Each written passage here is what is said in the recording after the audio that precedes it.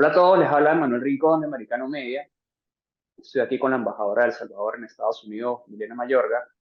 Vamos a estar hablando un poco sobre la política exterior de El Salvador, sus relaciones con Estados Unidos, entre otros temas. Hola Milena, ¿cómo estás? Muchas gracias por recibirme.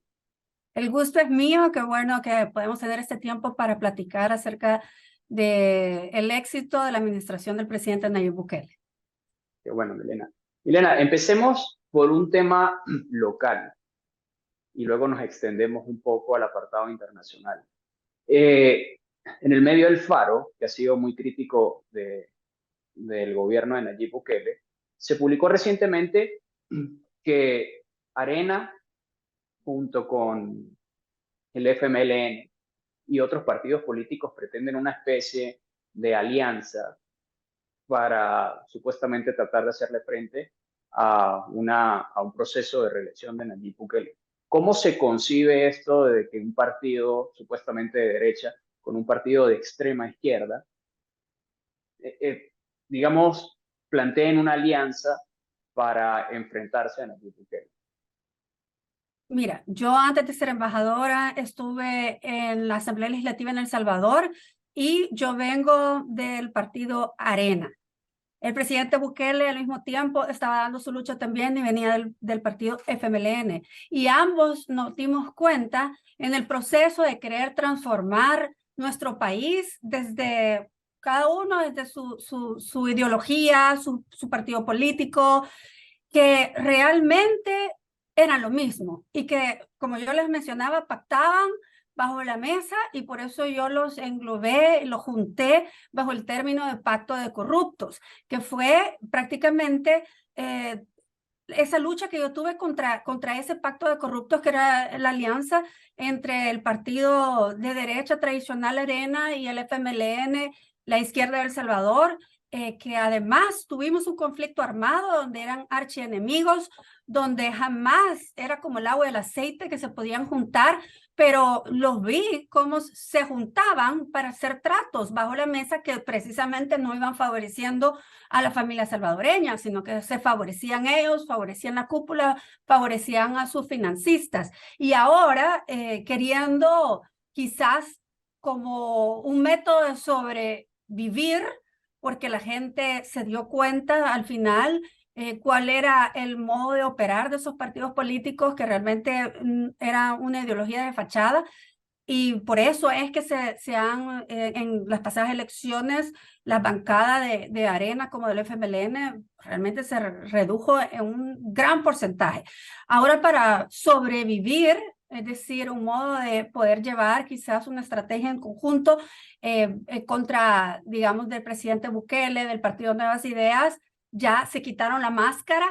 Y según estas investigaciones del Faro, pues la verdad están haciendo una alianza y ya, pues realmente lo que yo siempre mencioné y sobre todo yo estuve como diciendo que había un pacto de corruptos, pues hoy se está materializando de una forma ya totalmente abierta. Es decir, se han quitado las máscaras, votan en conjunto, no se ve ninguna diferencia, tienen la misma, digamos, contienda, tienen las mismas frases, tienen prácticamente el mismo guión. Entonces, pues realmente es lamentable porque nos engañaron, y me incluyo yo, nos engañaron por mucho tiempo, engañaron al pueblo salvadoreño. Hubo más de 30 años en donde incluso hubo unos falsos acuerdos de paz y ellos realmente estaban juntos haciendo negocios. Así que yo creo que el presidente Bukele lo expuso en social media, en un tweet, y es, como él decía, lamentable tanto dolor, tanta sangre para venir a descubrir que eran lo mismo. Embajadora, usted fue, como mencionaba, legisladora por el partido de Arena, que es, o que fue tradicionalmente el partido de derecha en El Salvador. ¿Qué le hizo a usted, vamos a decir, abrir los ojos? ¿O qué le hizo a usted eh, pensar que la opción de Bukele era mucho mejor para El Salvador? ¿Cuál fue el momento en el que usted se dio cuenta que lo que estaba haciendo el presidente era lo que usted consideraba lo correcto para el país? Bueno, yo venía de la empresa privada, toda mi vida trabajando en los medios de comunicación en la empresa privada, una mística distinta de querer ver cómo El Salvador pudiera salir adelante. Y desde los los medios de comunicación son poderosos, tenemos el arma más poderosa que es la libertad de expresión y poder emitir, ¿verdad?, nuestras ideas, pero no estaba donde estaban las decisiones y por eso me decidí dar ese gran salto y correr por una diputación cuando el Partido Arena abrió sus puertas hablando de renovación, que estaban llamando a la renovación del partido. Si bien ya había estado en gobierno, se cometieron muchos errores, pero estaban hablando de una renovación en donde iban a incluir gente de la sociedad civil, ¿verdad? Gente como yo que venía de la empresa privada. Pero una vez estando ahí, cuando yo estaba en campaña, me di cuenta que habían decisiones que había tomado en ese entonces el alcalde de San Salvador, el presidente ahora Nayib Bukele, que eran de beneficio para el país, y estaba hablando de todo lo que es la remodelación del centro histórico, que le ha venido, ahora es un gran atractivo turístico. Además de ellos se limpiaron cuadras y cuadras que estaban tomadas por ventas informales. Y esa obra que se estaba siendo muy criticada, y entonces en campaña yo creo que fue mi carta de presentación decirle a las familias salvadoreñas que yo iba a apoyar todo lo que fuera bueno para el país, como el centro histórico. Yo fui a hacer ese spot en el centro histórico y era como un poco desafiante porque no era tradicional que alguien de la oposición, ¿verdad?, el partido político opuesto al FMLN, reconociera que era algo bueno para el país. Entonces, todo lo que fuera de bienestar de las familias salvadoreñas iba a contar con mi voto. Y esa fue mi carta de presentación en las elecciones. Gané el curul. En la primera participación fui, ¿verdad?, una de las mujeres más votadas y de los escaños más votados, después de tener figuras que habían estado ya por mucho tiempo en la política. Y estando los primeros meses en la Asamblea Legislativa, empecé a proponer, digamos, algunas leyes que yo creía que eran de beneficio para el país, y empecé a ver toda la oposición interna, empecé a ver todo el hostigamiento que te pueden hacer en un partido político si no sigues sus lineamientos. Y la verdad es que yo me sentí en la libertad de poder hacerlo porque mi campaña política me la había costeado yo, con el apoyo obviamente de mi familia, y tenía esa libertad que yo no dependía de ningún sector en específico. Entonces empecé yo a meter, digamos, propuestas de ley que para mí eran muy pertinentes, ¿verdad? Pero empezó entonces, además de que ya habían visto que había reconocido la buena obra del presidente Nayib Bukele, en ese entonces alcalde, empezó una carrera cuesta arriba, con todo el partido en contra. Realmente no había independencia de trabajo o de las decisiones o digamos, lo que yo quería hacer. Empecé a ver que habían, digamos, algunas votaciones o decisiones que no eran lo mejor para el pueblo salvadoreño. Cuando el presidente Bukele ganó, realmente no se le dio gobernabilidad. Fue una oposición tonta, terca, para obstruir, para que fuera un fracaso, y estábamos en una emergencia mundial. Era el tiempo de COVID, se necesitaban dinero para compra de vacunas, para poder instalar un hospital. Además de eso, también el Plan Control Territorial, que fue también en los primeros meses de la administración del presidente Bukele, es decir, los primeros 6 meses, y no se le quería dar recursos para la seguridad. Y yo realmente creía que era necesario equipar a nuestras fuerzas de la policía, para el combate frontal contra las pandillas, que había sido el problema y la causa por la cual muchos salvadoreños no solo perdieron la vida, tuvieron que huir del país. Entonces no querían darle recursos para seguridad. Siempre contó el presidente Bukele con mi voto porque era para bienestar de las familias salvadoreñas. Entonces, en ese encuentro fue donde me di cuenta de que ya yo no tenía, digamos, nada en común con el Partido Arena, porque más de una ideología, era realmente un partido que respondía a, digamos, a ciertos intereses y no a la población. Así que cada día se fue haciendo más obvia esa separación, hasta que tuve 42 episodios de violencia a todo nivel. Desde 2 presidentes de la Asamblea Legislativa me despojaron de mis oficinas, de muchos recursos para trabajar. Me quitaban la opción de poder hablar, incluso en pleno o en comisiones. Es decir, fue un hostigamiento muy grande porque yo estaba dándole gobernabilidad, o por lo menos tenía el querer darle gobernabilidad al presidente Nayib Bukele por El Salvador. Así que al final renuncié a renunciar. Te cae la ley de castigos que es de transfugismo, que no puedes tú correr en un próximo periodo.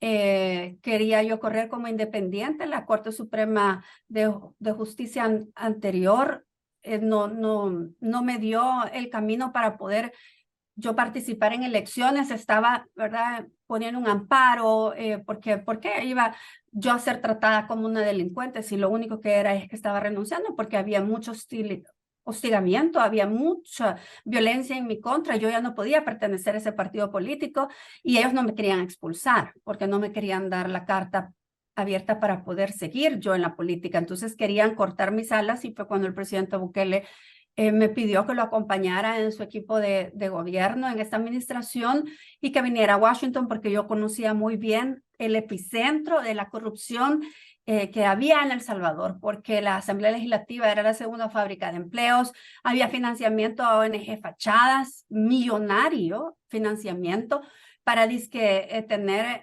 digamos, ese acompañamiento y gobernabilidad de la sociedad civil. Era comprado.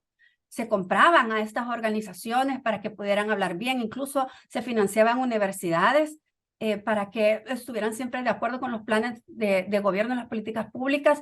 Entonces, todo lo que era el epicentro de la corrupción de la Asamblea Legislativa yo la conocía muy bien y era lo que estaba más perjudicando la administración del presidente Bukele. Así que el presidente pues me llamó como parte de su equipo de trabajo por ver esas ganas de querer sacar el país adelante y que me querían realmente cortar las alas, ¿verdad? Y me querían sacar del espectro político. Así que fue cuando vengo a Washington. En eso se da una transición de una administración a la otra y empezamos a ver un cambio en las relaciones exteriores de El Salvador con Estados Unidos, que fue también algo un desafío muy grande que hemos tratado de superar.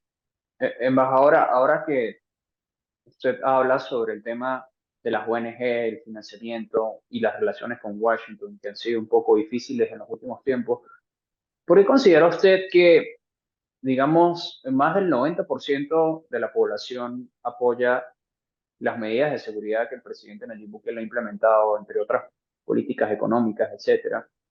Y sin embargo, hay una especie de constante asedio por parte de algunas ONGs y algunos gobiernos extranjeros, incluyendo el de Estados Unidos, emitiendo críticas constantes contra lo que está ocurriendo en El Salvador. Cómo se entiende esta,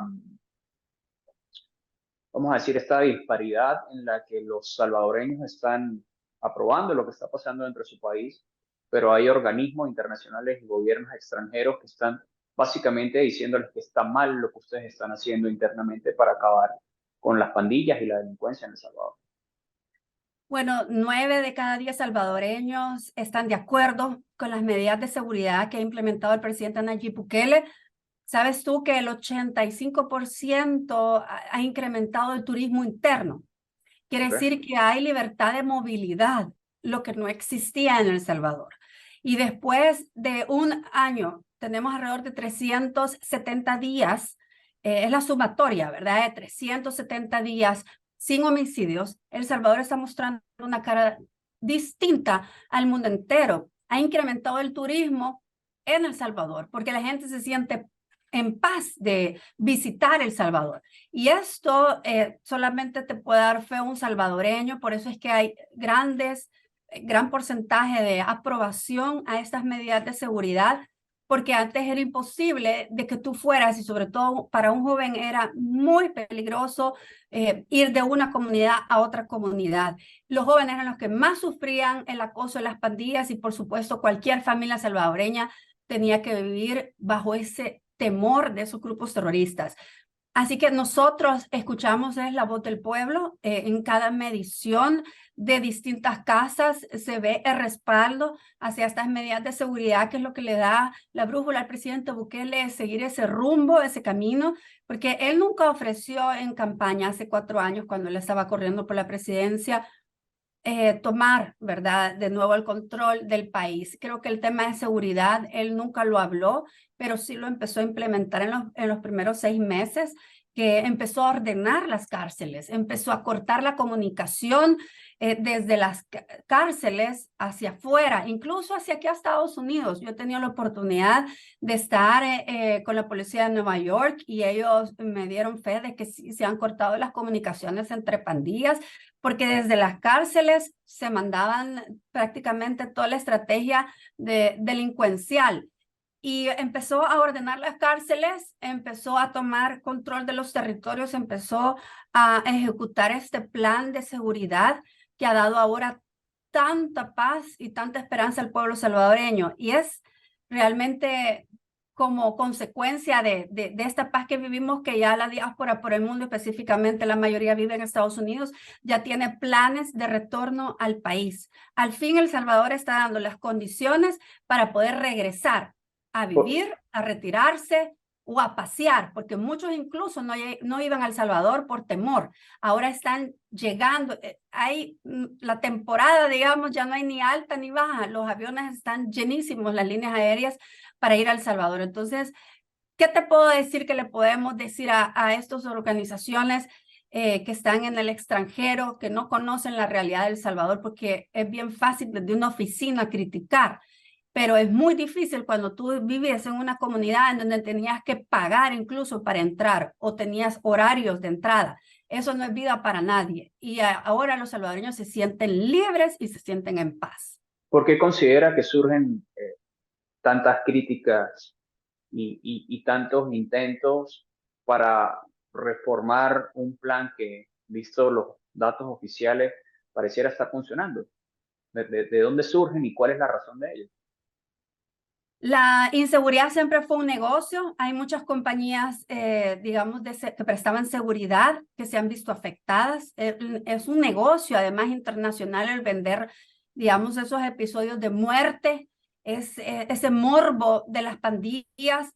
Creo que es un negocio que se está perdiendo. Solo en concepto de extorsiones están perdiendo millones de dólares, porque ya las compañías están reportando que no tienen que pagar extorsión para poder operar en diferentes territorios de El Salvador. Entonces hay gente que está perdiendo dinero, hay industrias del crimen que están perdiendo dinero, porque no puede ser que cada administración de Estados Unidos ha hablado de muchos planes para la región, sobre todo centroamericana, la parte norte, el famoso ese triángulo que nos hablaban a nosotros como la parte norte de Centroamérica.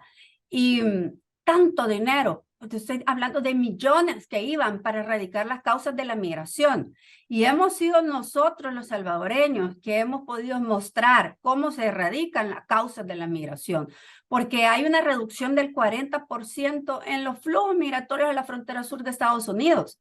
Y esto quiere decir que las familias salvadoreñas se están quedando porque estamos nosotros dándole las condiciones para que se queden. Y esto sin ayuda de ningún gobierno, sin ayuda extranjera, al contrario, han tratado de impedir que El Salvador prospere y encuentre su camino, su propia paz.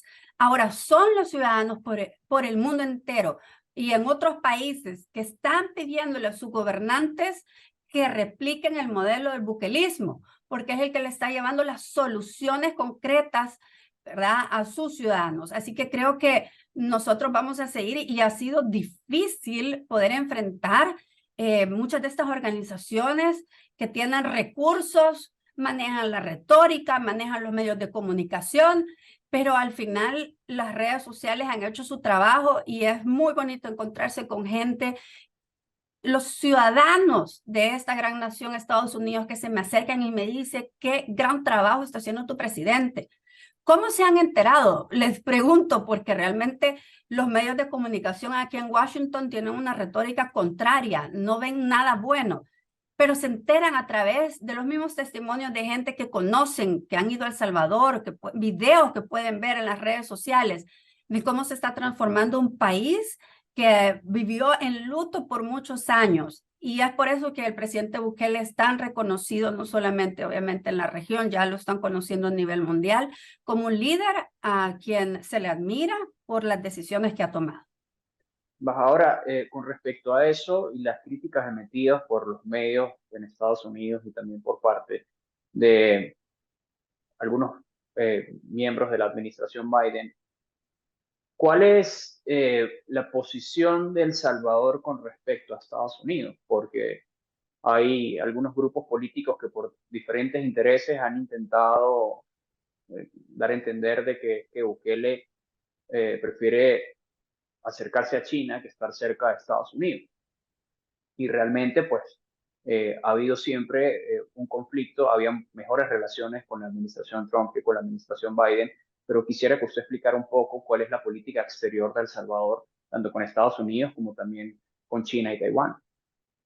Bien, El Salvador inició relaciones diplomáticas con China en los últimos 6 meses de la presidencia de Sánchez Serén, a cambio de arroz que se dio en campaña, pero el arroz no compró prácticamente el voto de los salvadoreños. Querían realmente un líder que generara esas transformaciones. El presidente Bukele estuvo muy cauteloso al principio con la relación con China, porque para nosotros siempre Estados Unidos ha sido un país con el cual hemos entablado relaciones de amistad y de respeto por muchos años.